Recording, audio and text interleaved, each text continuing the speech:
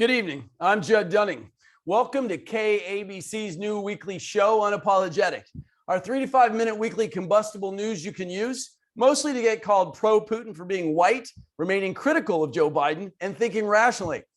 Due to the Ukraine-Russian invasion, the U.S. economy has been hit with increased gas prices, inflation, and supply chain issues. Gas prices are skyrocketing, $6 and more in LA. The prices are almost as high as Hunter Biden. Now that gas prices have jumped to $6 a foot, there can be no other conclusion than it's Trump's fault. To be more cost effective, I'm going to have to trade in my gas guzzler for a hybrid, which runs on gasoline, and AOC's broken Green New Deal dreams that the world was ending in 12 years just 3 years ago. We import 595,000 barrels a day of oil from Russia. The Keystone Pipeline would have produced 830,000 barrels a day. Or in Biden math, who cares? I'm no vandal, but I just bought my own Miss Me Yet stickers for every gas pump I'm now right by. That was way after getting non-consensually pumped. They have something to remember me by. The Biden administration has put forth protecting Ukrainians in the U.S. from deportation. Sure, our border is wide open to illegals, so we might as well close them so illegals now can't leave. It's a Democrat's wet dream. Alas, the problem with liberals' wet dreams is that you have to wake up to know you've even had one. We may soon see that U.S. Ukrainian students start to refuse any deportation stays because they recognize that under Biden's Build Back Better badly bills, Russia is the actual land of the free. I have a proposal. Let's prevent the Ukrainian students from being deported and instead send our American socialistic safe space students to Russia as hostages in good faith. And should our negotiations fail, you can't win them all. It's official.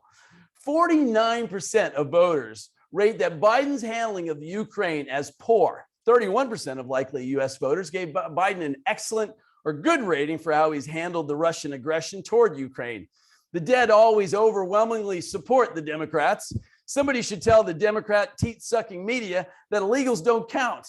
It's definitely all about the numbers, and it's pretty clear that the 31% aren't aware that the big guy gets his 10% from Burisma.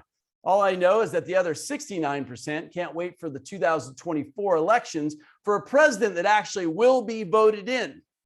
And these 31% approval ratings that have been given to Biden have given him far too much credit.